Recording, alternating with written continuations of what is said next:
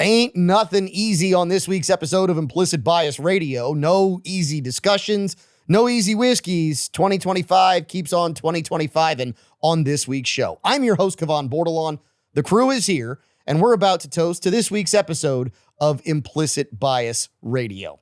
Now, we don't know about you, but 2025, well, it's pretty much just been 2025. Nothing easy, nothing. Business as usual, challenge after challenge, but maybe, just maybe, that's the way it's supposed to be. I mean, after all, for Christians, it's pretty much always been the case. I mean, even the earliest practitioners who really just wanted to help people, the apostles, they had it tough. In Acts chapter 14, we're told it is necessary for us to undergo many hardships to enter the kingdom of God. Now, the reality is that premise isn't just a spiritual truth. It's actually a universal principle that really speaks to the entire human condition, regardless of one's faith or background. It invites us to consider the trials that we face, not merely as obstacles, but as an integral part maybe of our journey towards growth, purpose, and fulfillment. Look, when the apostles uttered those words, they were addressing early Christians. And early Christian communities were faced with persecution, rejection, suffering for their faith. These hardships were not trivial. They were life-altering. They were challenges that tested the very core of their beliefs. And yet, the apostles recognized that these trials were necessary, not because God delights in human suffering, but because the path of something truly meaningful often requires sacrifice, resilience, transformation. This idea actually runs deep in the teachings of many traditions. In the Christian faith, the kingdom of God symbolizes a spiritual reality where love, justice, peace reign supreme. A reality that's not only promised in the afterlife, but also something we work towards here and have to work towards it now. The passage reminds us that attaining this kingdom, whether it's interpreted spiritually or metaphorically, it demands effort, perseverance, and the willingness to endure hardship. That principle applies to life in general. Think about the journeys that define human existence, whether it's pursuing an education, building a career, raising a family, striving for a dream. Rarely are these paths smooth or easy. Challenges arise, setbacks occur. And moments of doubt don't just creep in, it sits on your shoulder, waiting for an opportunity to invade your soul. Yeah, it is through these very hardships that we actually discover our strength. Imagine, for instance, an artist perfecting their craft. Each brushstroke, sketch, melody may come with frustration, failure, and definitely with criticism. Yet the artist persists. And through this persistence, they uncover beauty that actually speaks to everyone. Similarly, athletes endure grueling training, sessions, moments of physical exhaustion, and yet the sting of defeat, those experiences, they forge their discipline, resilience, and eventual triumph. Hardships shape us, but they also refine our character. They teach us patience, humility, empathy. They should force us to confront our fears and push beyond our comfort zones. They should remind us that success doesn't come without effort and that meaningful accomplishments are often the result of unwavering dedication. But beyond personal growth, hardships connect us to maybe the most important thing of all, other people. They remind us that we all share humanity. When we face challenges, we often seek comfort, we seek advice, we seek solidarity from those who maybe have endured similar struggles. This builds community, and it actually fosters compassion in our other human beings. In many ways, our collective hardships become the thread that weave our lives together, creating a tapestry of shared experiences, understanding, and support. Yet it's still important to recognize that not all hardships feel redemptive in the moment. There are times when weighing the suffering on our shoulders feels unbearable, when the road ahead seems sometimes impossible to navigate. In these moments, though, we actually might question the necessity of our trials. We may ask why certain challenges have been placed before us. And it's in these times of doubt that this passage from Acts actually offers solace. It reminds us that there is purpose beyond the pain, and that even the darkest nights lead to the dawn of transformation. So as we reflect on this, let's also remember that enduring hardships does not mean we have to face them alone. Support systems, whether they're family, friends, mentors, communities, they're vital in helping us navigate the trials of life. Seeking help, sharing our burdens, leaning on others, they're not signs of weakness, but rather expressions of strength and wisdom. So on this episode of Implicit Bias, bring your troubles, bring your fears, bring your doubts. We'll give you maybe some of ours. Bring your weekly whiskey. I guarantee we won't share that with you. But during the next 2 hours, we'll definitely commiserate, solve the problems of the world, and we'll help you persevere, knowing there's someone else out there who shares your Implicit Bias Radio. Implicit Bias Radio, it's weekly whiskey time on Implicit Bias. We've got a crew here in the Mr. Lester's Top Secret podcast lair for you, and I'm kind of afraid what's going to happen over the next 2 hours of solving the world's problems. Let me go ahead and jump to the chair, much like mine. He got a week off. He's back. The Rustic Renegade is back with us. Mr. Morse, how are you? I am wonderful. I really am. I'm glad to hear that. Things in a good place, it sounds like. Yeah. Oh, yeah. Head's in a good place. Whiskey's in a good place. I'm in a good place. I guess you're in a good place. All right. At the bar, we have two familiar faces. One is a member of the OG crew, and he does his best to, apparently he's been traveling all over because the last few times I've tried to find him, I'm always like, Trammell, where are you at? Oh, I'm not in town. I'm here. And he sends me these really bougie pictures and then sends me more bougie pictures the next time. How are you, Mr. Trammell, besides the fact that we can't see your eyes because of the hat? Well, that's what you call semi-retired. Come on. Good for you. Good for you. Very good, man. We just back from Tennessee. We went to the mountains. I've never been up there. Beautiful area. What I really liked about it, no cell phone coverage. Man, that is a blessing. People may not realize how much of a blessing it is to have those little bricks that carry our lives with them and track us everywhere we go and everything we do. It is a beautiful thing to go back to the days when most of us here in this room, definitely not Walker, but most of us here in this room would leave the house and be like, nobody knows where I am. And it's okay. It felt so good. Yeah, I'll bet it did. All right, sitting at the bar with Mike Trammell, Mike the Drip, as his nickname goes, is Brian Hold Harmless Harmon.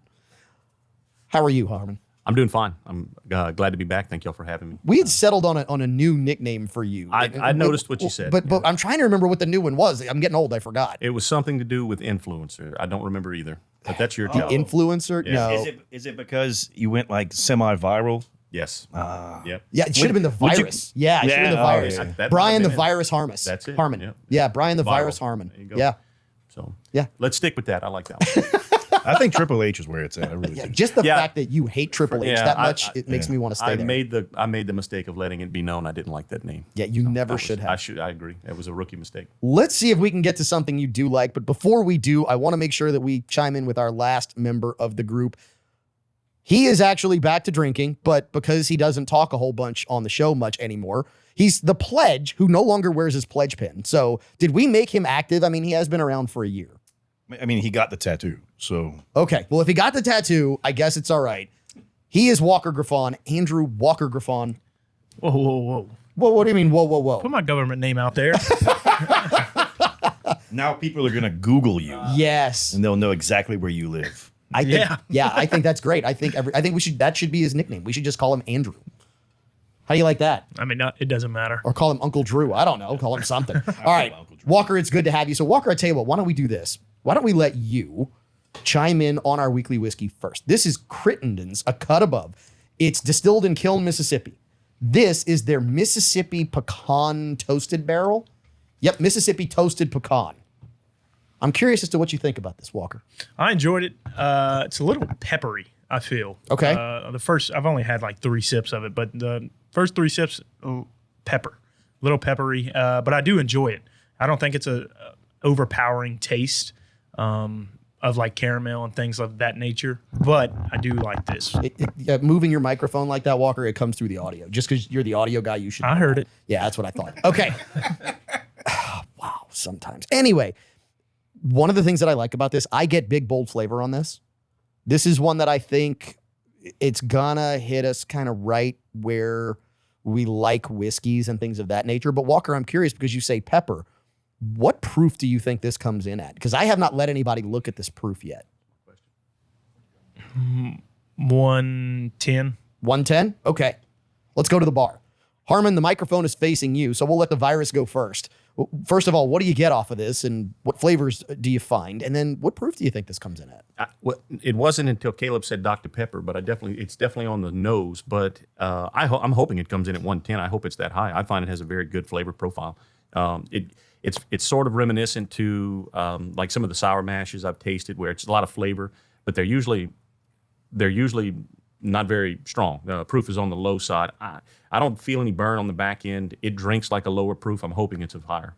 Trammell is obviously back from vacation because he's nose humping that like my neighbor's dog when he comes over to visit. I mean, he's just going after it. So I'm curious, Trammell, what do you think of this one? So did you say Kiln, Mississippi? Yes, Kiln, Mississippi. Come on now, this famous football player. Oh, I know who's from there. Oh, okay. I know exactly who's from there. Are we holding that back, or are we? Brett Favre. Yeah, the gunslinger. Yeah, he is from Kiln, Mississippi. I was going to guess Bo Jackson, but I don't know. Nope, not Bo Jackson. Bo Jackson. Brett Favre. Yeah, the gunslinger, Green Bay Packers. Yep. Okay, so what do you think? So it's kind of like Brett Favre. It kind of hits you in the mouth quick. Okay. Very peppery up front. Very, you get pepper very, also. Very peppery. I'm kind of thinking it doesn't feel like it's got a lot on the back end. And you're asking proof also? Yeah, I'm asking proof just for right now. We haven't even gotten to Morse Whiskey rating code or what would you pay or any of that stuff. 110. You guessed the same thing Walker Well, did. what do you? What, Okay. If that's what I think it is, like, so just not giving my opinion then? Like, Okay, so what flavors are you pulling out of this one? pepper. I'm really not getting a lot on it. Like I'm having a hard time. They should have let you sit next to Pat Summerall and do color for NFL games. If they score more points, they're going to win. This tastes peppery. What flavors do you get? Pepper. Right. Gee, that's a first down. Well, that means he got 10 yards. I mean, come on. maybe the sun and moon over there knows his stuff. And, Maybe he does. and I'm telling you, well, that hat he's wearing, I'm not too crazy about that. I'm a Braves fan, but yeah, the Yankees know. But I'm telling you, I'm not really getting but a lot of pepper. I know y'all mentioned Dr. Pepper a while ago, but I'm not feeling that. I smell the Dr. Pepper. So I know what flavor profile I'm getting on this, and I'm with, I think, everybody in the room on the fact that it is a soft drink. But for me, it's not Dr. Pepper on this. I want to hear what the nose that knows thinks of this one, because Caleb Morse is going to be like, this smells like the blossom off of this tree that was on the west side of my grandmother's house, but only when it blossomed in the third month of the year as we hit spring before it dropped all of it. Whatever. All right, Caleb, I'm curious. So on the nose, I get Dr. Pepper. I get right there like a flat Dr. Pepper. On the palate out the gate, I get the glass jar ABC root beer, but flat, like a flat sassafras. Okay. That's the flavor I get on the palate. Then it follows with those little. Here we go. You don't make them at home. You buy them at a gas station, the little pecan pies. And it doesn't taste like the whole thing. It tastes like the outer edges of one that was kind of almost overly crisp. Okay. Not burnt pecan pie, but like that right on the edge where it's like, don't know if I should eat it or not. But that's where you get that dark pecan, a little bit dark flavor. Black pepper's in there as well. And then it just drops off very abruptly. This isn't here for a long time. It's here for a good time. Here's the really interesting 112.3.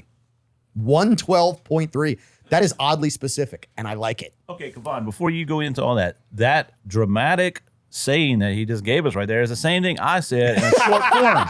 Like, he just made this large book about it, and I gave you the simple, exact. Me and Walker gave Cliff Notes. Yes. See, I am New York Times bestselling novel. what I know. He said it dropped off quick. It was peppery up front. It drops off quick. What I It does. know is this. I know that now we can confirm that Mike is semi-retired because Trammell did not complain. He didn't, this donkey whiskey. He was always miserable. We'd bring him on the show. We'd give the guy a $300 bottle of whiskey, and he'd be like, this must be donkey whiskey. Right? You know why you're so happy, right? I'm afraid to ask you for the answer, Caleb, because this is going to have to be censored. Implicit bias, not brought to you by Viagra. I was going to say Harmon's hand. They are sitting at the bar together. Oh, no, don't go down this road. Okay. That is why I keep my hands in full view. So during the show. on the nose, I do get cola, soda, Dr. Pepper.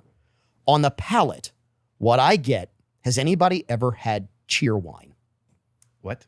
Cheer wine. Is that what they give to cheerleaders? No, Or- it is not. Oh. It is a soft drink that is available. It is a black cherry soda that is really popular I in get other black parts cherry. of the country. I do get black cherry. I didn't want to say it. It's black cherry soda. And I mean, it's not a caramel bomb on this. To me, it is a cherry bomb. I get cherry on this. Oddly enough, I do get the hints of pecan.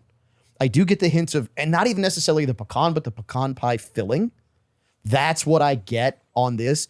I would like a little bit of a longer finish. And I don't know why. It's not oily, which to me is what makes it really stick around. But this one will get you in trouble because I do believe that it does not drink like the 113 proof and change that it is. 113 and change on the proof. Aged 5 years in the barrel. So not just aged in the barrel 5 years, finished then in port barrels I could see that. with pecan staves in it to give it that pecan flavor. How long have these guys been legally distilling? Oh, I would love to say that I know the full history And on this Crittenden's. is why I asked. They've been around for a while though, and some of the offerings that I've had from them have been really good stuff. Like you don't expect to say the whiskey that I got out of Kiln, Mississippi is going to be fantastic stuff. Yeah. But this is really good stuff if you ask me. Like 7 or 8 years ago, I worked for another company. We would go to Mississippi quite a bit. And one of our customers was Mississippi ABC, the alcohol board. And like once or twice a year, they would do a controlled burn of moonshine. And this tastes very reminiscent of a moonshine that I've had. How did you over taste there in Mississippi. moonshine that was burning if it was a controlled burn of moonshine? Look, we don't. I'm just they asking, don't Caleb. dictate which end burns. So you have to sample to make sure it's flammable. Ah, okay. You're going into it making sure that the proof is high enough. Yeah, it pays to know people. Oh, there we go. And there's the real answer. Look, this is not going to be an easy rating, much like the theme of this show. Nothing's easy. But I'm curious to see where this falls with the crew because number one, we had the proof out there. And Caleb's going to fill out the Implicit Bias Whiskey Tasting Journal on this, which, by the way, they are available on Amazon. You can order them. You can have them shipped to your house. And you can sample whiskey the same way we do. But this one, I'm really curious to see where it rates with the crew. So Walker, I'm curious. Number one, where would you rate this on the Morse Whiskey rating code? Would you give this a red? I wouldn't drink it even if it was free. A yellow? I would only drink this if it were free. A green or a blue? A green is I would buy this. A blue is I would seek this out. And then what would you pay for this 5-year-old? And I did that on purpose. What would you pay for this 5-year-old toasted barrel finished whiskey?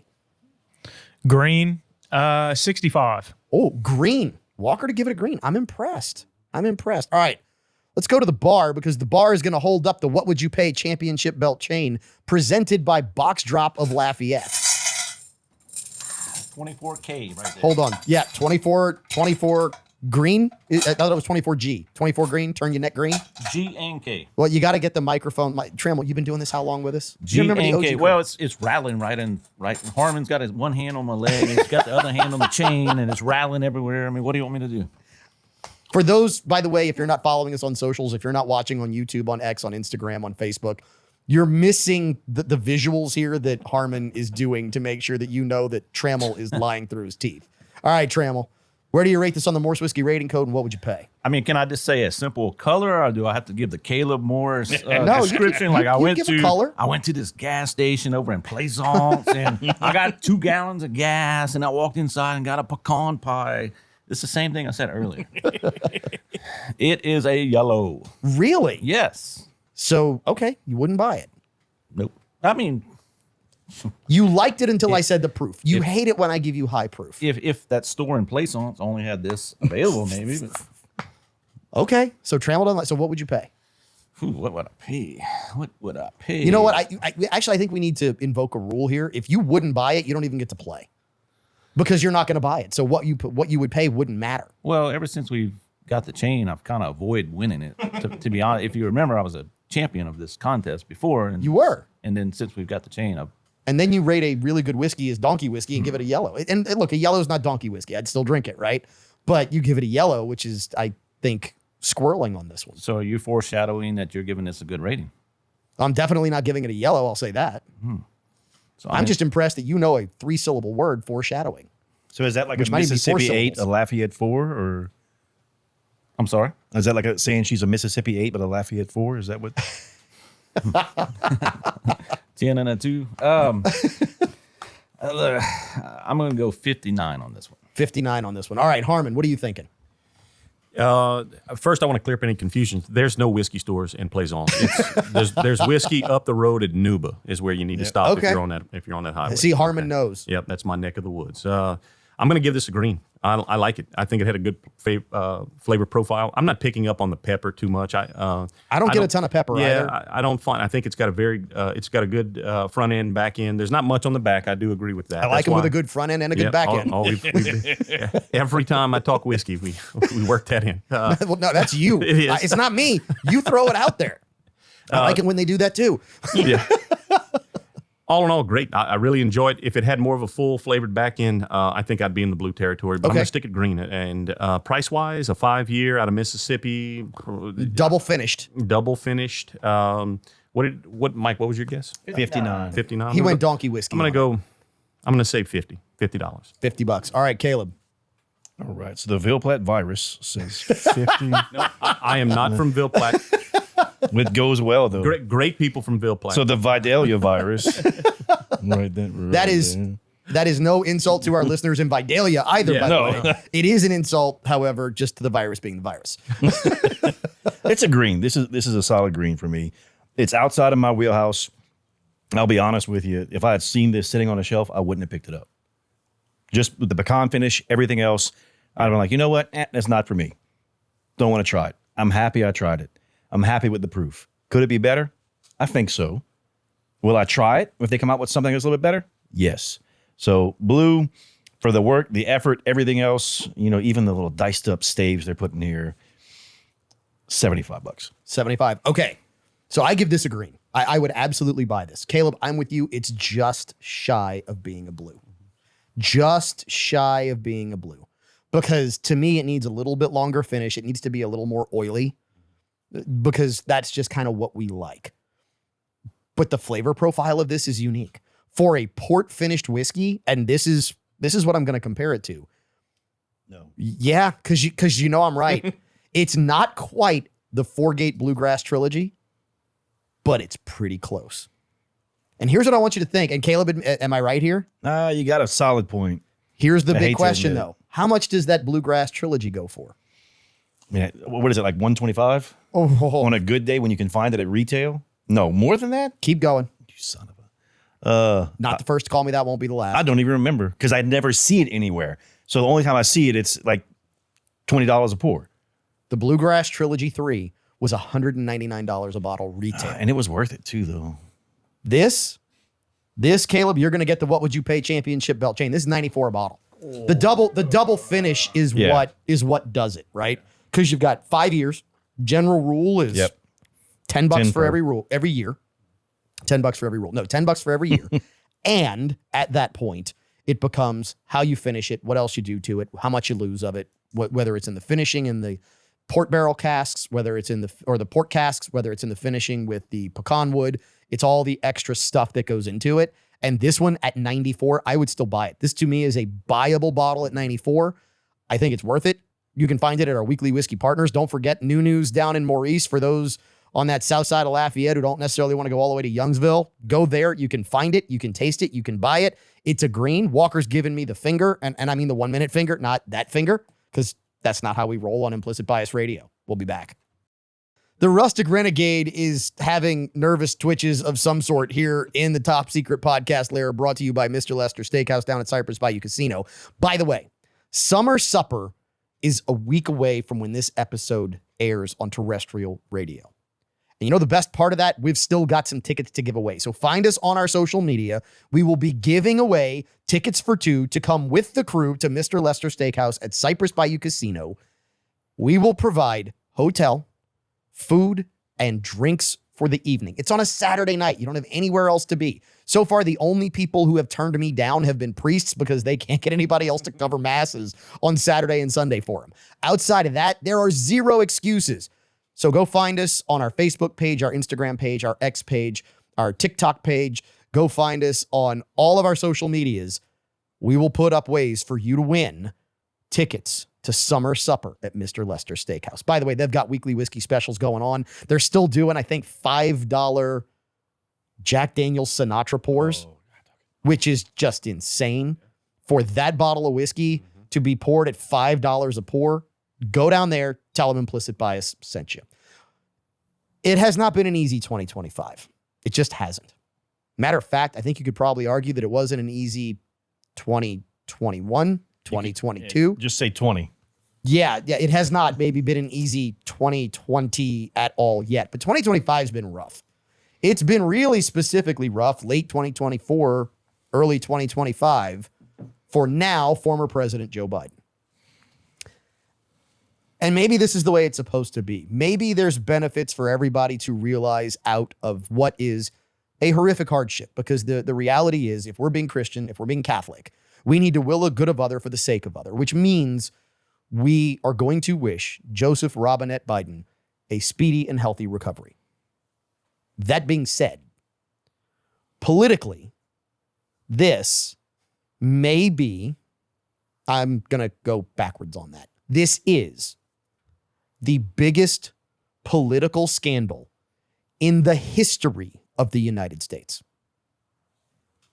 The fact that we are now finding out in May of 2025 that Joseph Robinette Biden, the 46th president of the United States of America, has stage 4 metastasized cancer to the bone, is the greatest political scandal in the history of the country, because it's about so much more. I'm going to open it up to the crew here on Implicit Bias Radio, see what your thoughts are, because there's a lot to unpack here about why this is so important. Well, what was it that, and it's not me, I'm trying to recall what the medical professional said with this. For cancer, even this aggressive cancer, to be at this stage, he would have had to have it since 2018, 2019? At the very least.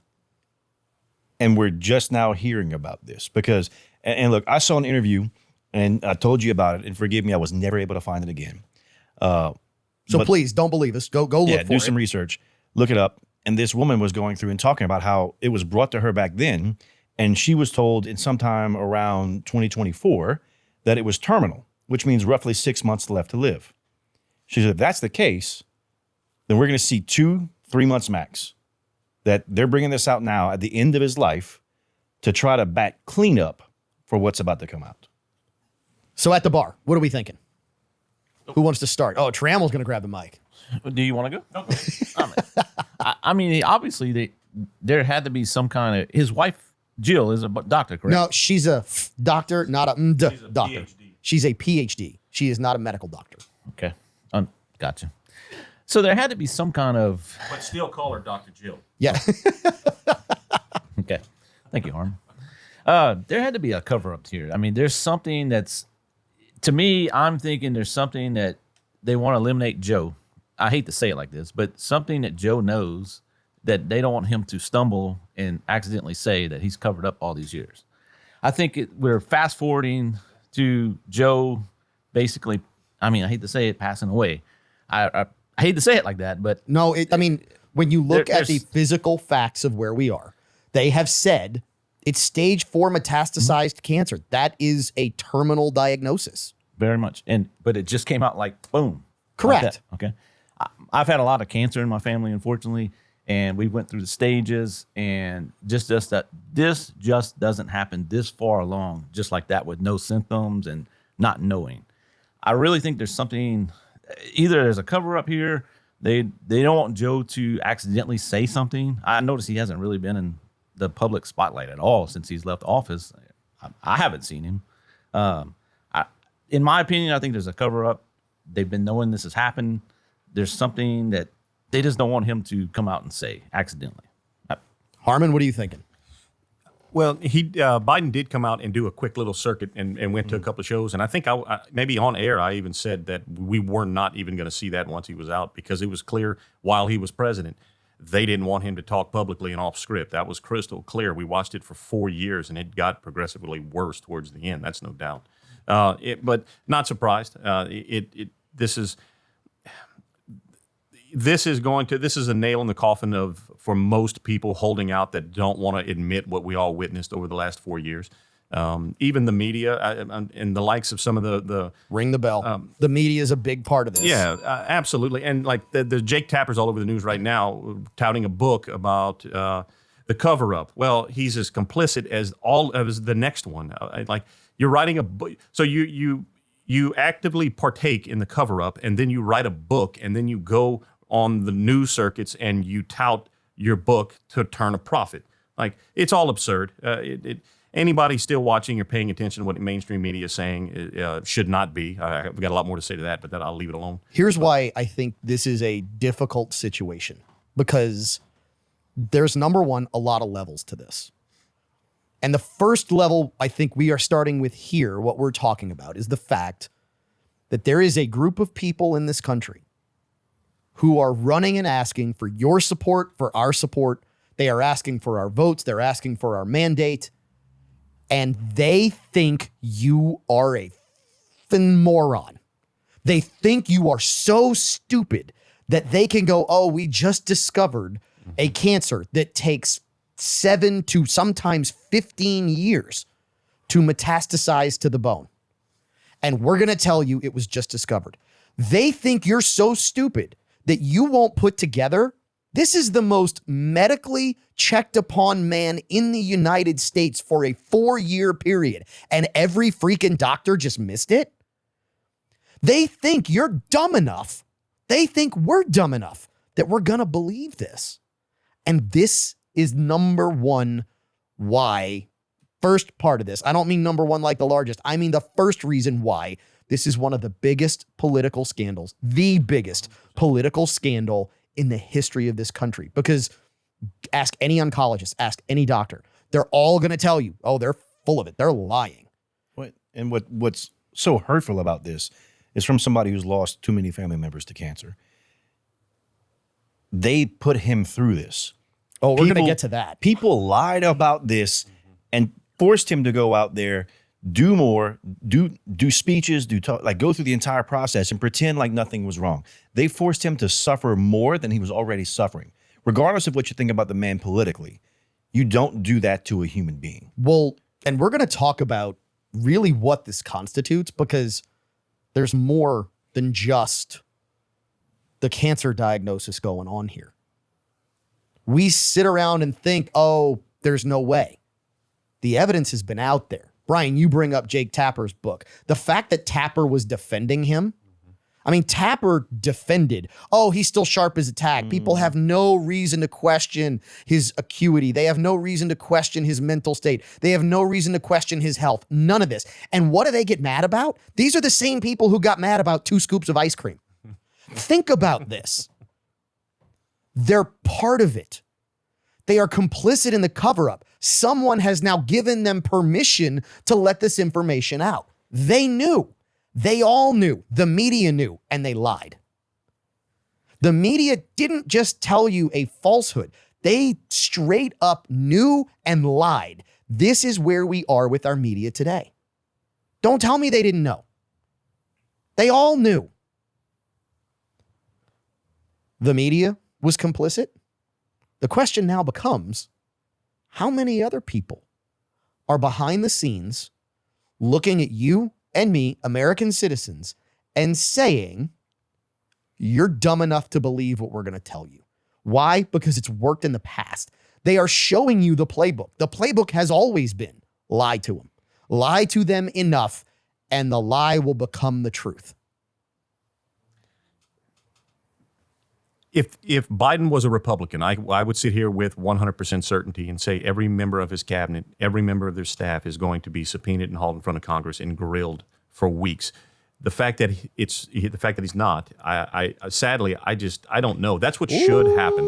The physician his Biden's presidential physician, and I looked up his name for this very reason, and it escapes me right now. But how is that man not going to be in a lot of trouble?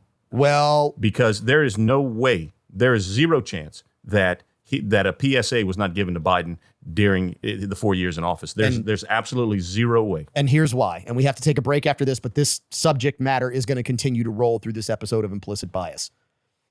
Because life is hard and there are struggles and people get put in difficult positions, which is how you end up with multiple people telling a lie, with multiple people doing things they shouldn't be doing, and people who will sacrifice other people in order to save themselves.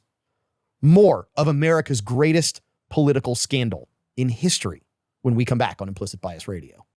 Final segment of hour one of Implicit Bias Radio for this Saturday. I'm your host, Kevon Bordelon. Welcome back into, yes, hopefully your favorite Saturday radio show / podcast where we solve the problems of the world one weekly whiskey at a time.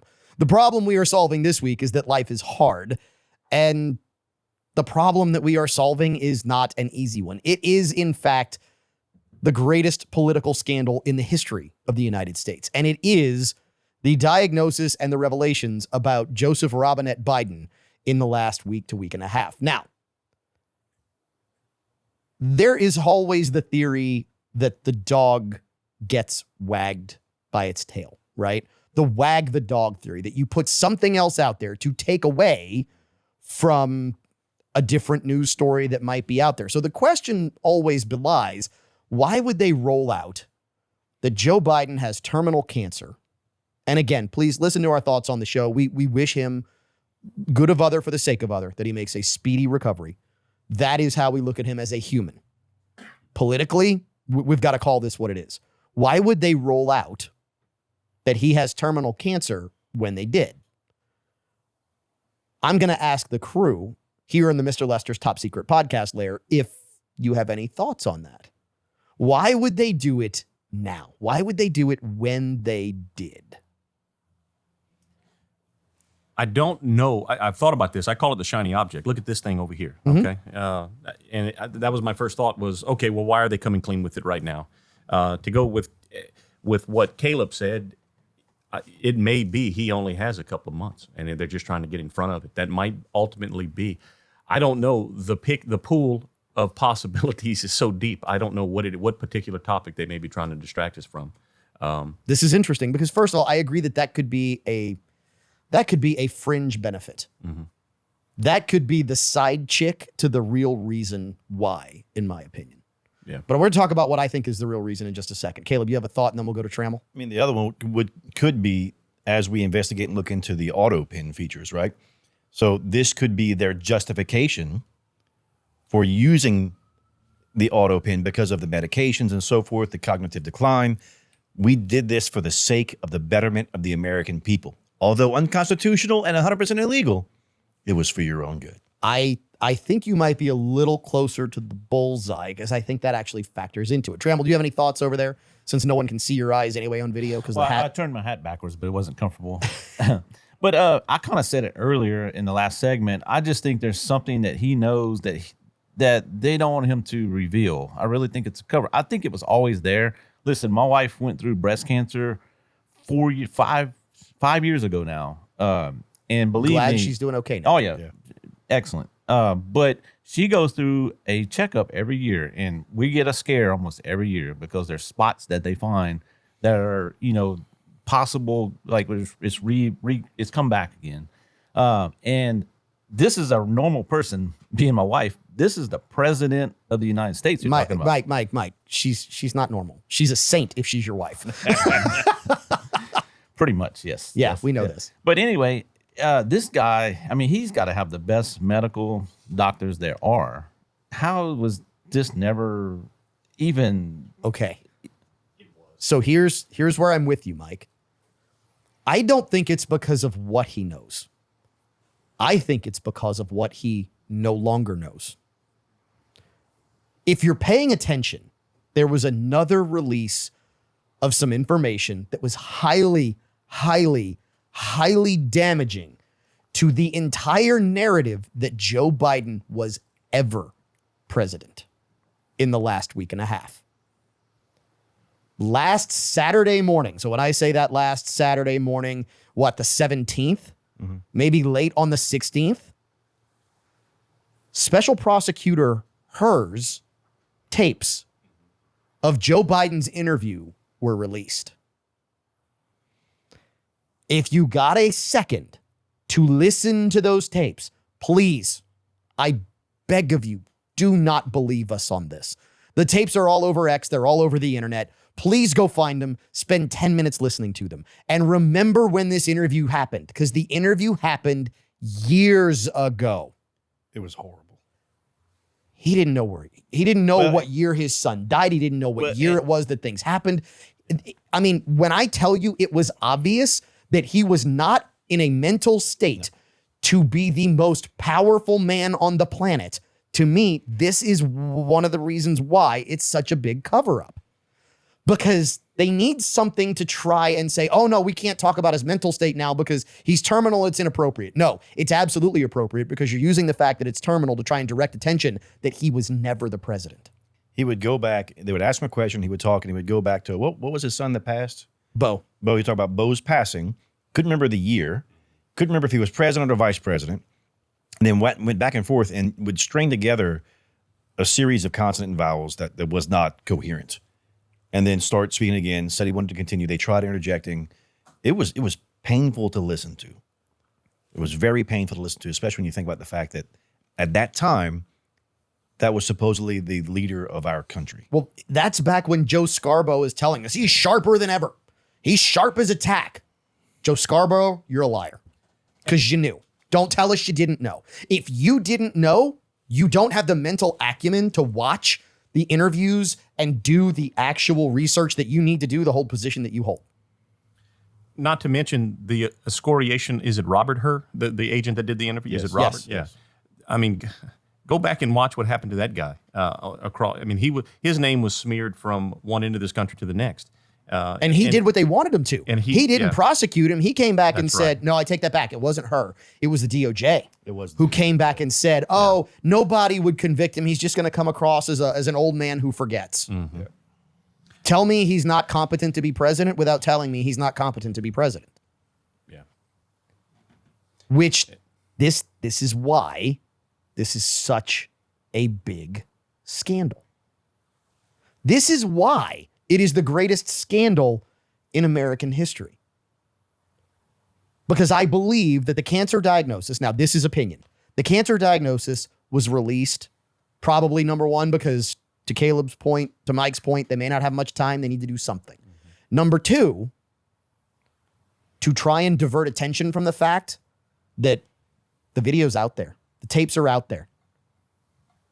The tapes are out there that prove beyond a shadow of a doubt. You take these tapes to court, you put them in front of a jury of 12 reasonable peers, and they are all going to find that there is enough evidence, not beyond any doubt, but beyond a reasonable doubt, that Joe Biden was not of sound mind and was not the one making presidential decisions. Well, and that's what I'm curious about is who was the one with their hand in the puppet? Because all these other people were in on it. There's no way you could be the people sitting there in an interview if that was the person you were interviewing and not know this. I mean, look, AI is way better than we think it is now. So if these interviews were done with AI, then who the hell was the person sitting next to the empty chair? It's a big question. It's a really big question. Who was the media in on it? Think back now. Now, this is where the rest of the world becomes really important.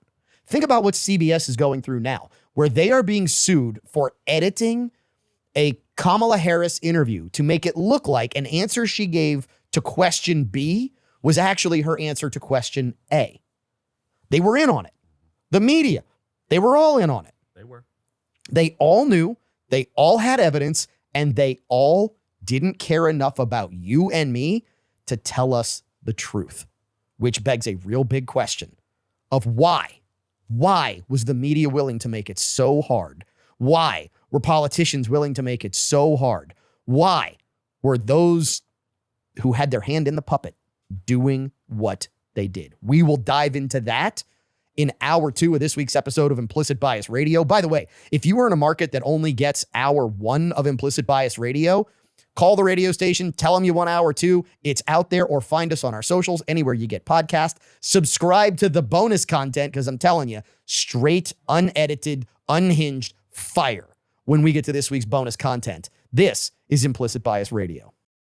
It's a tough life, but somebody's got to do it. That's why Implicit Bias Radio is here to take the tough shots just for you, which means literally we're pretty close to taking shots on the air. I'm your host, Kevon Bordelon. We've got the crew here in the Mr. Lester's Top Secret Podcast lair, where we solve the problems of the world, one weekly whiskey at a time. We are in Crittenden's Mississippi Toasted Pecan cask strength at 113 and change, 5 years old, couple drops of water and whiskey. Open it up just right. You can see the face of the rustic renegade as he takes a sip, inhales all those beautiful aromas, and takes him back to Lord knows where.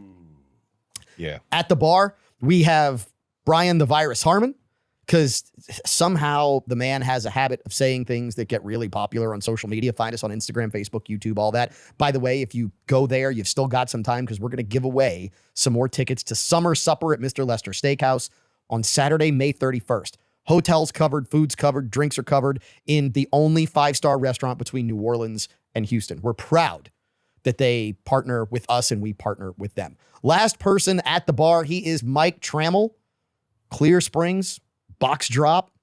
Trammell, it's good to have you back. I got to let you know that. It's Plaisance. That's where Caleb was. You were Plaisance? asking where did he? It's Plaisance. I know right Plaisance, where yeah. Plaisance is. And then, of course, there's Walker here in the corner, whom you can't see anymore because we took the camera off of him because, well, people asked us to. Anyway, let's dive into the story that we have been working on. One of those that has just been really, really difficult to handle.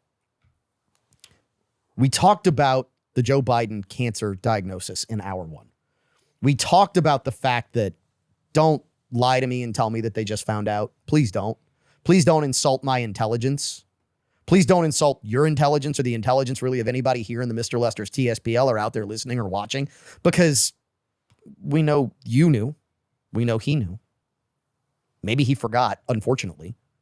We talked about the fact that the Her tapes have come out, which have revealed just how gone mentally Joe Biden was. And the big question that I think we all had was, how many people knew? So when I say this is the biggest political scandal in the history of the United States, how many people knew? And I'm going to tell you, it's a hell of a lot more people than you would ever imagine. And I'm going to tell you why in just a minute. Caleb? Watergate was what, 13? 13 people involved, 13 allegedly? involved, yeah. This has got to be hundreds of people to cover up something of this magnitude. It might be more than that. I mean, it's just because, the doctor who does the exam isn't the one who does the tests. Then you have the people who do the test might not know who the test is on, to be fair. they may not, but there tends to be labeling and tracking and chain of custody, right? Correct. And they're not just going to send the president's biopsy material and all that to the same place they send ours. Agreed. So I'm sure they had a good idea. And then you have all the other staff and everything else, because when those results come in, do you think it really goes to him first? No, someone's got to go through it, sort it check it for foreign objects, check it for any kind of toxins or anything else too. You think they're not reading that? Was there a reason they called him Plugs Biden that we didn't know about when you talk about foreign objects? Oof. So there's Just saying. it's at least hundreds of people. Hundreds of people. I think it's at least hundreds. And look, I make the joke. I hate that anyone is diagnosed with this kind of illness. I do. And I think we as a Catholic and Christian show have tried to separate the fact that we wish him good for the sake of other, right? But we also have to recognize I'm not really upset with Joe Biden on this. No. I'm upset with a lot of other people. Any thoughts on how many people know or knew about this from the bar? Hundreds or thousands. I don't know what the answer is. I don't know what the staff is inside the White House. But as far as, okay, we're speaking specifically about the cancer diagnosis. No, we're not, talking about everything. Yeah, everything. I'm speaking like as far as his cognitive decline, the entire country. Okay, there may be a 30% of the country that refuses to admit, but they all know what they saw. Okay, we all know what we saw for the last 4 years. And there's no denying it. And not only that, but the man was in office in 71, 72. He's been, I mean, we literally have decades, much like Trump. We can look at what Trump hasn't changed since he became, since his name became worldwide fame in the 70s or 80s. That's relatively fair. Yeah. But in Biden's case, we can do the same comparison. That was not the same Biden it was even during the Obama years. Oh, we're going to go there before the end of the show. So everyone knew, and it's not just the country, it's every leader of every foreign country was well aware of what was going on. I don't know why Mike Johnson decided to only bring it up once he was out of office, but he specifically, this is a clip that went viral, him talking about Joe Biden not knowing he signed an executive order that I believe it was. I forgot about that, but yeah. It was liquid natural gas, if I'm not mistaken, exports to correct. Yeah. And why is that important to Mike Johnson, a congressman from Louisiana? Because we are one of the largest natural gas exporters on the planet. Louisiana is. So I don't know what the number is. As far as everyone in the White House knew, that's for sure. Everyone that works in Washington, D.C., for the government was probably well aware of it as well. The cancer diagnosis, I'm sure, took a lot of people by surprise, as you would think it would. That number is going to be a lot smaller, but it's still a lot more than we would probably want to guess. Trammell? Well, my question is, why is it coming out just now? Like, whenever he had the presidential debate with Trump, I mean, he obviously was bumbling and stumbling on his words, commonly like I do. But Anyway, but you can still form a sentence. Sometimes. That's fair. So anyway, I mean, why wasn't this diagnosis brought out then? That would have been the perfect timing to say he wasn't fit for office. So I'll give you a reason. And this really shocked me. Please don't believe me. Go look this up. Alex Thompson is an author who wrote a book called Original Sin. It is about Biden's presidency and the cover-up that we are witnessing. He was on CNN. The video is out there, and it's captivating. Here's why it's captivating. The Biden campaign, before the 2024 election, spent millions of dollars to create a private town hall. Now, campaigns do this. So they can take excerpts from the video and drop those sound bites into commercials, drop them into ads, the whole 9 yards. But they spend millions to bring in people, extras, for a town hall. According to Thompson, the town hall recordings were so bad they could not edit them together to make them look good. So here's what I want you to think about. Did they contact 60 Minutes? No. But here's what I want you to think about. Think about what they can do with editing. You can make almost anyone say anything today. In 2024, you could do the same thing with editing and make it look good. How bad does that have to be? And some people told him, listen to this again, please don't insult my intelligence. Oh, the lighting was bad. You spent millions of dollars and you're telling me that you hired a guy who can't light a room? Don't feed me this line of BS. I'll tell you who I'm mad at. I'm mad at whoever it is that signed an NDA to get paid to go in and be a part of this town hall to make it look like it was a real town hall and came out and didn't say, man, I got to go tell the news media about this. I got to go tell people that this guy's not there. I got to go tell people that this is a bad decision for the entire United States of America. And instead, somehow, and this is the crux of this for me, somehow they kept this quiet for at a minimum a year before this guy found out about it and wrote about it. In other words, all those people out there who say, oh, it's a conspiracy theory, you can't keep that many people quiet. Guess what? Apparently, you can. I mean, for a while. Some people have a price. Some people have a price that they're willing to just let things go by and be bought. And if those are the kind of extras you buy, it's just negotiations. I just can't get over how many people had to know. It had to be thousands. Mm-hmm. You had a production crew of probably 75 on this thing if they spent millions of dollars. Mm-hmm. You had everything. Yeah, from but the production crew is probably people they have used before. Regardless, who they were knew. Already on the take. Regardless, they knew. So when the question becomes how many people knew, how many people are willing to sell this out, and then why? The real big question is why. Could it be greed? Sure, could be greed. Could it be that there were criminal activities that hadn't been pardoned yet, which we're going to talk about later in the show? Maybe they kept it secret because of that. Could it be that maybe they were just afraid of what could befall them? Maybe they were afraid of being Arkansided with 2 to the back of the head. I mean, you never know what the motivation is here. And that is not an insult to our listeners in Arkansas. If you don't know who that's an insult to, I am very happy with my life. I am not suicidal, and I do not have any incriminating evidence against Hillary Clinton. Just saying. We would email you, but they would get deleted. But this is the crazy part. People always say, oh, you can't have that many people in a conspiracy theory. This is proof that we have. Yeah. James O'Keefe, Project Veritas, just got, and I sent this to the crew. Hopefully you saw it.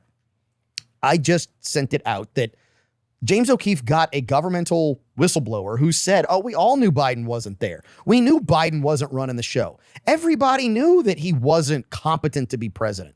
And that's not a verbatim quote. It's the essence of what the guy was saying, though. But if everybody knew it, why weren't they out there saying something? Did they know maybe that what they were doing was illegal? I mean, remember, and this all goes back to some emails that were produced on WikiLeaks. Remember, there was an email. It is undisputed to this day from WikiLeaks. Please don't believe us. Written by the same person that I said I have no incriminating evidence on, that said if Donald Trump gets elected, we're all going to hang. Why would you hang? Maybe there are still crimes that are punishable by hanging. Anybody know what crime is punishable by hanging still to this day? Treason. So wouldn't, follow me here, wouldn't someone who was elected president of the United States, who was never of his right mind being president of the United States, and having all decisions made by someone else and forcing a feeble, mentally void individual to go out in public and say things while you made all the decisions and you did everything, even though you might have been unelected, nobody knows who you are, wouldn't that by definition be the theft of an election and you essentially being run as president of the United States, or you running the United States as a president without ever being elected? Wouldn't elder abuse of that degree fall underneath that legal precedent? I am not a legal scholar, so I don't know. I'm just asking questions. But I find it highly, highly, highly suspect that we had a town hall that they couldn't use because it was incoherent from Joe Biden. We had the Robert Hur investigation where you had a taped interview with him where it was clear that he wasn't mentally competent to answer those questions. We now know that he's diagnosed with a terminal cancer, which they're telling us, just popped up, when really the only documented cases of this take almost a decade to get to this point. When you start putting all of those facts together and start thinking about what actually happened, I am not angry with Joe Biden. I feel sorry for Joe Biden because I believe Joe Biden was, as a good buddy of mine put in a text string this week, and yeah, I'm going to quote Lee Ritter, it was a live action weekend at Bernie's. That's what this was. The entire Biden presidency was a live action weekend at Bernie's where they trotted him out with their hand behind him. And if you think about how many times he wandered off, how many times he started to answer a question and somebody jumped in and stopped him, when you think about how many times he didn't know where he was or started to give an answer that was incoherent and someone jumped in so that you wouldn't know, it was freaking weekend at Bernie's, the presidential edition. And to me, that in and of itself is treason by whoever was behind Joe Biden. I'm curious as to what the rest of the crew thinks here. Or if we have any disagreement, I'd be curious to know. To add to what the point you were just making, how many times during the Biden administration did we see White House aides usher the media out of the room and override them with their own voices? Everyone needs to go. And that was done repeatedly in front of other world leaders who were sitting next to Joe Biden. And that happened at least dozens of times, if not more than that, during the course of his 4 years as president. And that just everything stinks to the high heavens, and like this is one of those rabbit holes that I believe people will be going down for the remainder of our lives and hopefully longer. I feel sorry for Joe Biden. I can say with certainty, he's going to have the smallest presidential library of modern times. There's no money being sent to him for a presidential library. I'll be curious if there even is a presidential library for Joe Biden, because let's be honest here. You want the ultimate proof that they had every reason to try and steal the 2020 election and create a false result? This is it. This was the play.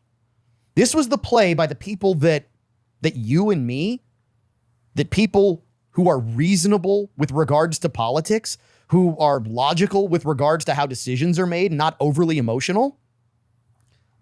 This was their play to keep you and us in check. This was their play to keep you and us under their thumb. When it showed they could do it. Yep. It showed that they could do this for as long as they wanted to. Or until, and this is why I think it's happening this way, and this is why the theme of the show this week is things have to be hard, or until enough people saw it that they couldn't cheat their way out of it. When you have to have a line in the stone that says, you know what, my morals don't bend, my integrity is not for sale, and I will stand up for what I believe is right, even if it means standing alone. Because we had hundreds of people who refused to stand together, let alone. And all it takes is one person to make a damn difference. And the spineless cowards that are in office and have been put there by someone else deserve to have the beat out of them. Oh, we're going to have to edit that one out. Yeah. He didn't even give a warning on that one. This is the first time Walker's had to edit anything in a while. You could have waited till the bonus content for that, which, by the way, it just chaps me. If you are listening to Implicit Bias Radio on terrestrial radio, we appreciate it.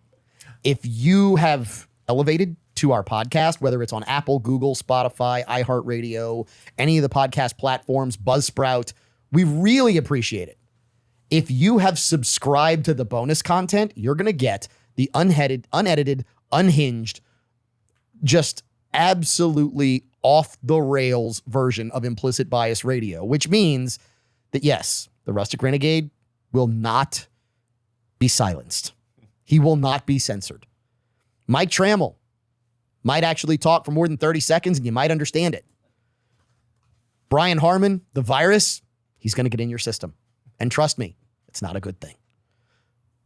The rest of Implicit Bias Radio, though, we're going to come back because there's two more aspects of this story to talk about before we get to the Did he do it update, the Diddy trial, which has taken a massive turn and might just tie into all of this on this week's episode of Implicit Bias Radio.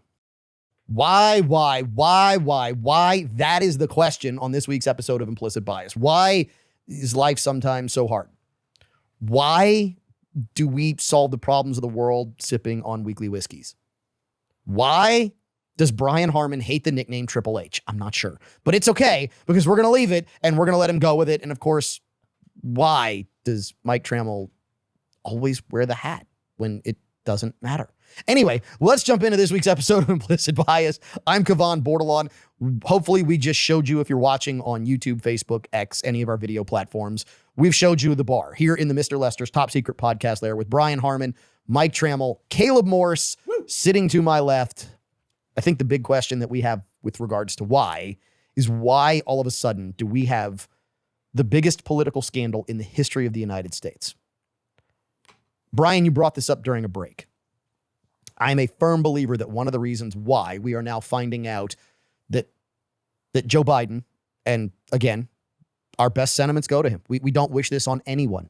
We try to will the good of other for the sake of other as a Catholic and Christian show. But why do they all of a sudden announce that he's got terminal cancer? Why all of a sudden do we have the release of the Hur tapes, Special Prosecutor Hur, that shows that Joe Biden, early in his presidency, was really not mentally competent to run this country? And I think we got some hints. The first hint is a name, and that name is Anita Dunn. Does anyone know who Anita Dunn is here in the Top Secret Podcast lair? And anybody heard the name, know who she is? She's a journalist, isn't? Nope, No? not a journalist. Not a journalist. You got to eat the microphone, guys. This is an audio thing. Like, you're killing me here, all of y'all. except for Caleb. No. Because Caleb loves the microphone. Yep. It's okay. We've established she's not a journalist. Correct. She's not a journalist. And Harmon, I'm just giving you garbage. I mean, seriously, I do need you to use a microphone, but I don't care. All right. Anybody else know who Anita Dunn is? I fully expected that no one would know who Anita Dunn is. Anita Dunn is one of the 5 signators needed in order for the auto pen to work. For in general or just in that office? Nope. In that office. So then she's somebody on the White House the official committee. The official auto pen needs 5 signatures. Please, again, don't believe this. It needs 5 signatures for the auto pen to then function. Think about like when you've seen movies and they're like, okay, we must simultaneously turn keys and push buttons. Same thing here. They all need these signatures signing off to say we can use the auto pen. Anita Dunn is one of those signators. So she's one of the people who was complicit. What is her position? Her position is, I believe it's a White House staffer or advisor, senior level advisor. One of these nebulous, high-ranking yes people, right? You hear these terms in corporate America all the time. They're in politics too, who literally run around each day and they think about stuff to keep their jobs going. Oh, we can have other people do this. Oh, we can make other people do that. This happens all over the place. They get promoted to this level, and that's what happens. Same thing happens in government and politics. They are the hand behind the puppet. And there are conversations saying that there might be investigations now as to who was behind the auto pen and signing off on a record number of presidential pardons, and that they might even have been sold. So why would you keep someone in office who physically can't do the job, who is not mentally acute to the point that they need to be to even be present in most conversations or many conversations, who is dying of terminal cancer? Why would you keep them in office until the bitter end? The same reason you would do that to anyone is because they're useful, because you need them. There's a necessity for the sock monkey. When you said Anita Dunn, I was going to actually say a pun on words. Anita Dunn, I wanted to say it. But so how does Anita get this position? I mean, what qualifies her? What is her party affiliation? How long has she been in that position? What I'd love to tell you I know, I will research. but this is how ambiguous they try to keep certain people. They want them ambiguous. They want them as senior level staffers at this think tank and for this politician and all these different places, right? And now all of a sudden, we're starting to see reports come out that maybe these people were taking bribes to give out pardons. This would be a really big reason to keep Joe Biden in office until the last day, because if you put someone in who actually has a spark from one ear to the other ear, maybe they tell you no. But Joe Biden wasn't going to tell you no because he couldn't. For that theory to hold water, there would have to be an unusual amount of pardons that came out of the Biden White House. I love the way you say that. There would have to be. There would have to be. So wait. So I I don't know if there were, though. I mean, I just so happen to have it pulled up. Shocker. All right. 8 years of George W. Bush, 200 total. 8 years of Barack Obama, 1,927. 4 years of Donald Trump plus 2025. So this includes the J6 pardons, 1,700. Joe Biden, 4-year term, 8,064. So for our mathematicians out there, there is something called a statistical outlier. That means that something odd happened. That is what the statistical outlying number means. There was some sort of anomaly that happened in order for us to get that number of pardons under Joe Biden versus Donald Trump, who's been in office now, 4.5 years, and he's got 1,700. Barack Obama, who was in office 8 years and had how many? A little over 1,900. A little over 1,900. Yep, 1,927. Really, really interesting that Joe Biden issued more than 8,000 pardons in 4 years in office. I want to go back to Anita Dunn. Her career is interesting. Okay. Her early career as a Carter White House intern. From there, she continued to work for Democrats in 1984, 2000, 2004. In 2006, she was hired by Senator Barack Obama to direct communications and strategy for all of his political campaigns, and then onto his Hope Fund. And then she helped prepare and build the Obamas for America. So, it would be really cool, or it would be really coincidental if Barack Obama had ever said, I'd never want to be president again, but I would love to have somebody I could put in office and direct as a puppet. You would, it'd be interesting if he had ever said something like that. She is currently the CEO for Future Forward USA Action, which is their goal is to rebuild America's middle class. I wonder if were getting paid by USAID. That's just a question. I don't know, but I'd love for maybe our Doge partners, right? The guys with Doge. Hey, you might want to check if Anita Dunn, who served under President Biden as a senior level staffer, was that what it was? Caleb? Yes. Yep. Senior advisor to the president. If she also now works for an organization that was getting funded by USAID, it would be a very, how do we say that? Coincidental circumstance that would happen,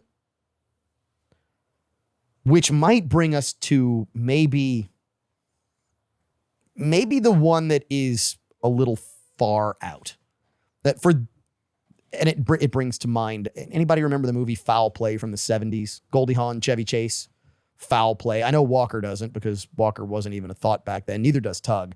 Mike, you and I are probably the only ones in the room who might remember that movie where Goldie Hawn goes to the opera because they're trying to assassinate a pope in that movie. No? Never saw it. Well, at one point in the movie, they grab this guy, and basically the guy I think he's got like 9 lines in the movie, and every line is the same thing. Everything he says is far out because they're in San Francisco in the early 70s. What we're going to discuss in the next segment, I'm going to give us a little extra time. What we're going to discuss might be a little far out for everybody out there, but it's a question we have to ask. We don't know the answer, but if you want to hear the question, which I promise you was worth the price of admission, you want to stick around for more of hour 2 of this week's episode of Implicit Bias Radio. Penultimate segment of this week's episode of Implicit Bias. I'm your host, Kevon Bordelon.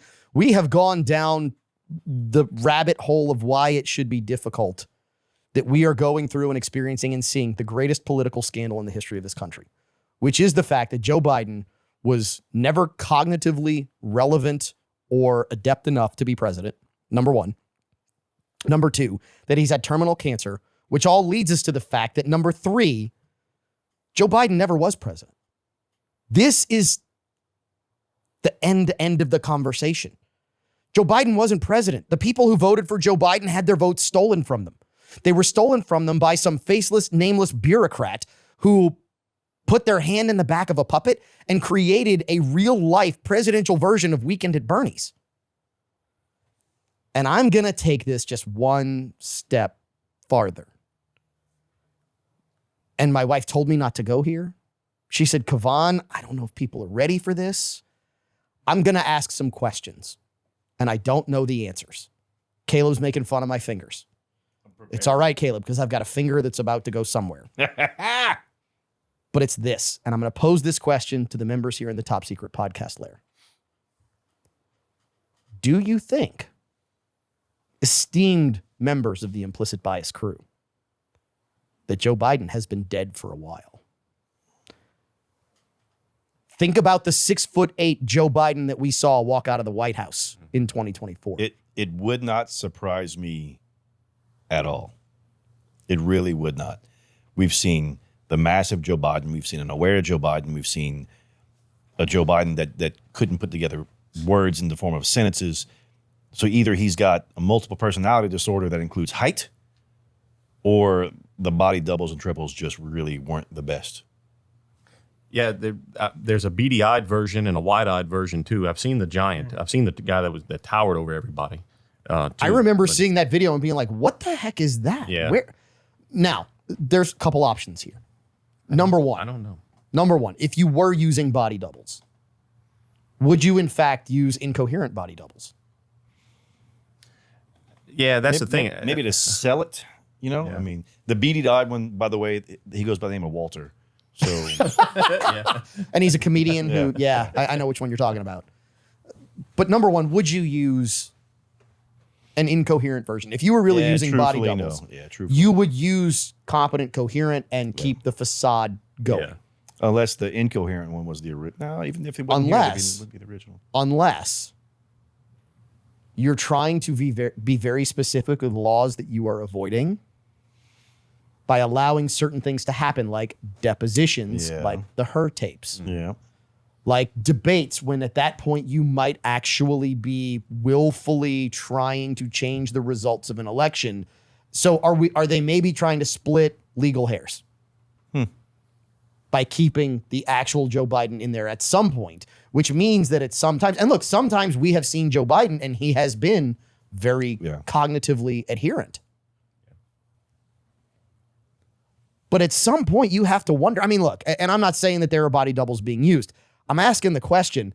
We know that Saddam Hussein had multiple body doubles. We now know, thanks to our CIA, that it was a body double that was apparently shot in a bunker in Berlin, and the real Adolf Hitler made his way to Argentina and lived out his life until the 1980s. And had 2 daughters. And had 2 daughters. We now know that basically every major world leader has multiple body doubles. Why wouldn't the United States utilize some of that same stuff? Don't tell me we don't do the same thing that other people do. Look, there is a TED Talk that was given by, at the time, the director of disguise for the CIA. I remember that one. And she actually said, you can be in the same room with a person. You can get up close. The masks are so good that we can't tell. You won't be able to tell in the same room. If you can't tell in the same room, you think a camera's going to be able to discern? No. And she's saying that was true in the 90s. She said In the 90s. 30 the years ago. silicone mask became indistinguishable from real life in the 90s. That's 30 years ago. I want you to think about I'm that. going to start nibbling ears when I meet people. That's the only way to figure it out. So how far back do you think he's been dead? Or I would love to say I know. I'm asking the question. possibly. I'm asking the question. Did something happen? Here's where I'm going to take you to, because here's some things that I have questions about. If he was really healthy, why didn't he come out of his basement in the 2020 election? That's what I was about to bring up. Like, he was hitting. He never really came out.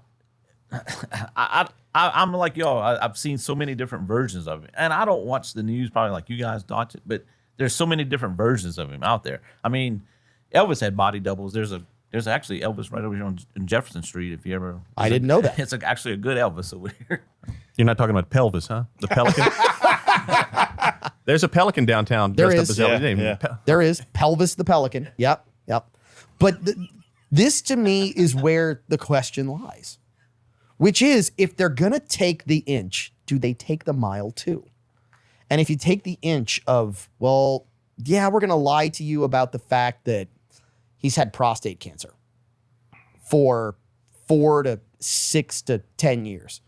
If they're going to lie to you about the fact that he was not mentally adept enough to answer questions in a deposition and know things like the year that his son died or what year it even really was at any given moment, do you think that if there hadn't been, because remember, Laura Loomer reported that there was a massive medical emergency among Air Force One when Biden was president. You're right. I do remember that. And that was very late into the campaign.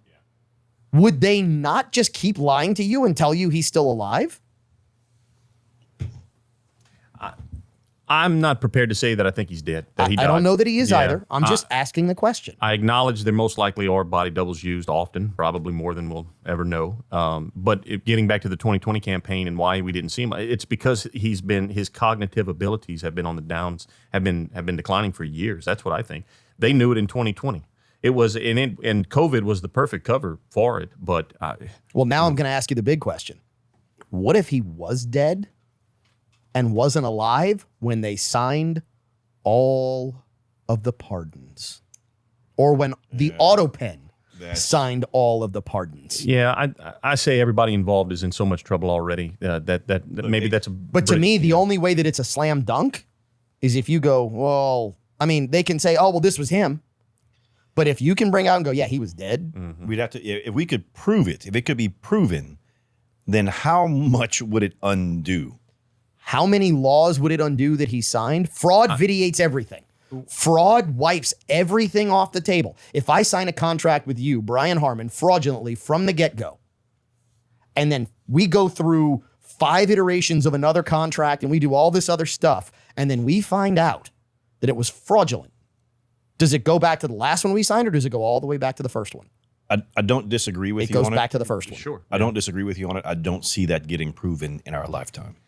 I'm more comfortable saying Jimmy Carter was dead when they trouted him out to vote for Biden. Now, if anybody that saw those videos, that was terrible. I don't disagree with you. And look, the fact that this maybe is Jill the other, Biden's red dress. this is the other big thing that I think we Cry have for to help. get underneath before we get to the Diddy trial, which we're going to do a lot of bonus content about, but we're going to talk about at the end of this week's show because the Diddy trial might tie all this together, which is if he's dead, if they sign it, the slam dunk of treason now becomes really easy to prove. And at the end of the day, whether it's treason, it's just immoral.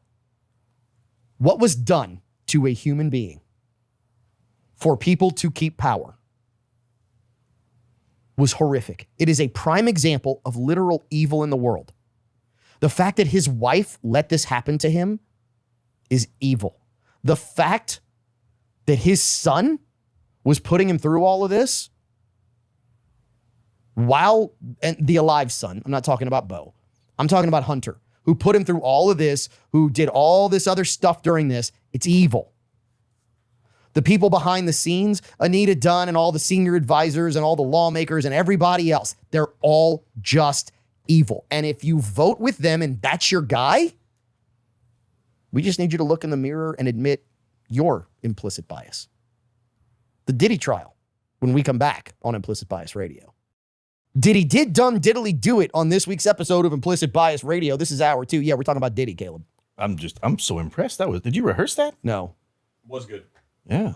Like, Whatever. Yeah, did he do it is the big question. And we don't mean like did he, we mean like did he. Because again, as you listen to the show and as you listen to anything we put forth, there is no what? it just clicked on me that it really makes you want to think about his original name of Sean Puff Daddy Combs. Okay, it's a non sequitur, but yeah, it works. Yeah. It works. Just real quick, just so people know, we never give financial advice. This is all opinion. This is all for entertainment. It's just tons of fun because we're just asking questions on Implicit Bias Radio.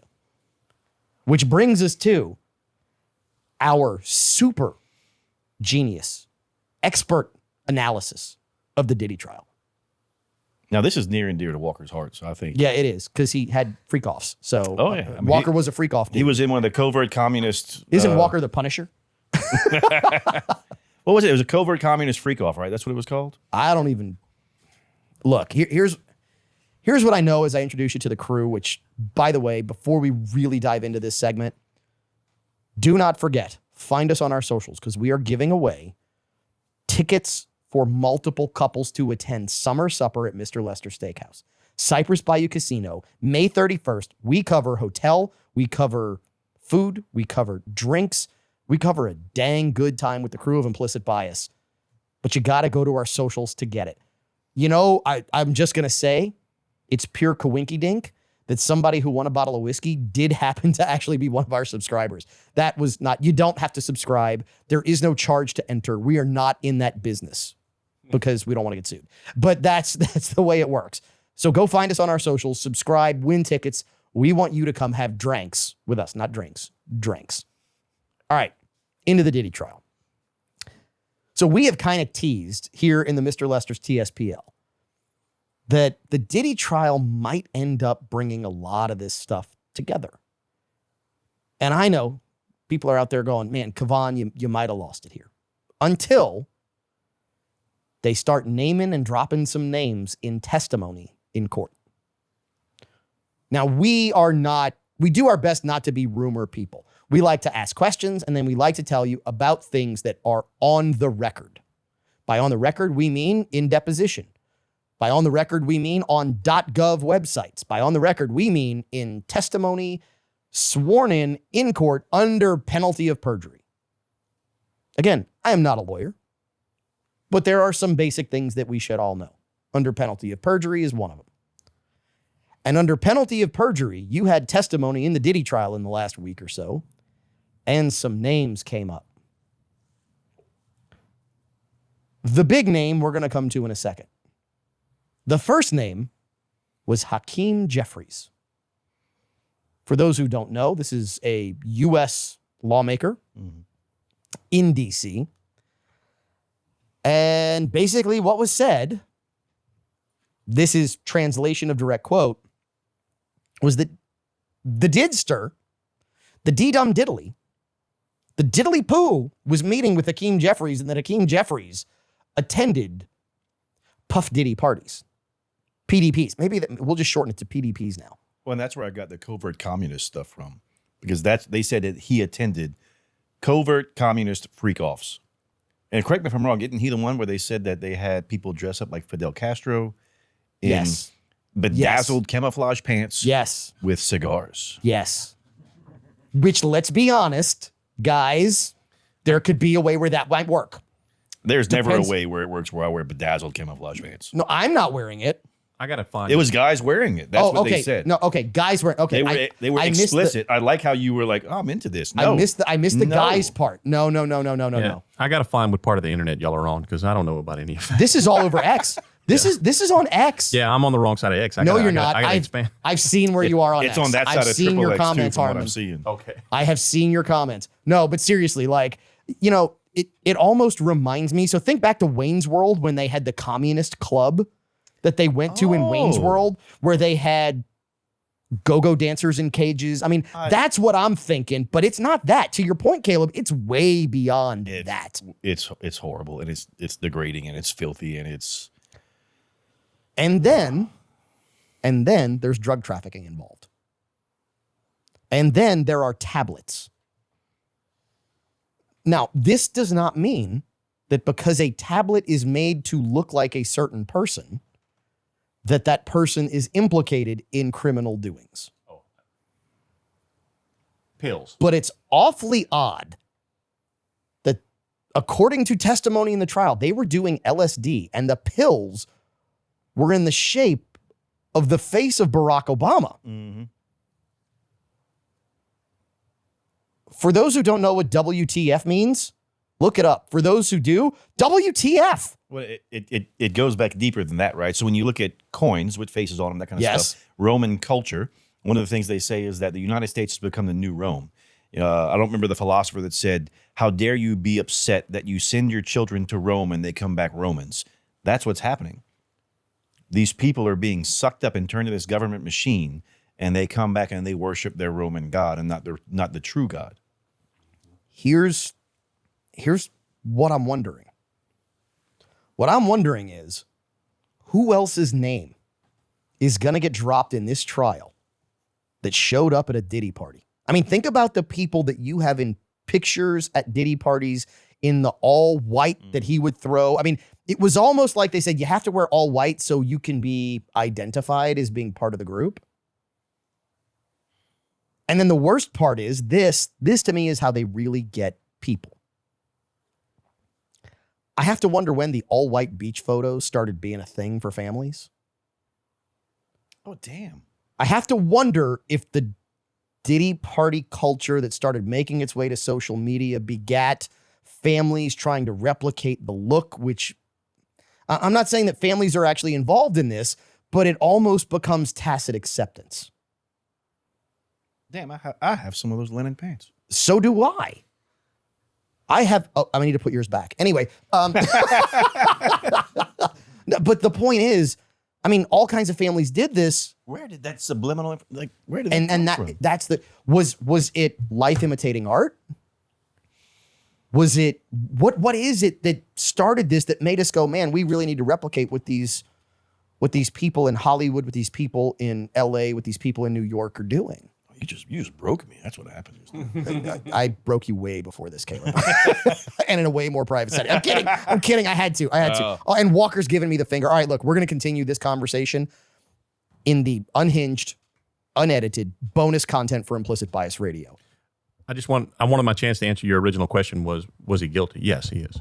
That's it. Okay. That's all I have. So catch the rest of this conversation wherever you subscribe to podcasts. Subscribe to our bonus content. We'll give you more. The unedited, unhinged version of Implicit Bias Radio. Don't forget, go register for tickets to visit us at Summer Supper at Mr. Lester's. You know what? Why not? We're going to give away a bottle of Buffalo Trace at Mr. Lester's in the next week. We'll do that too. It's going to be tons of fun, tons of giveaways, tons of pours. Why? Because it's your Implicit Bias Radio. We'll see you in 7.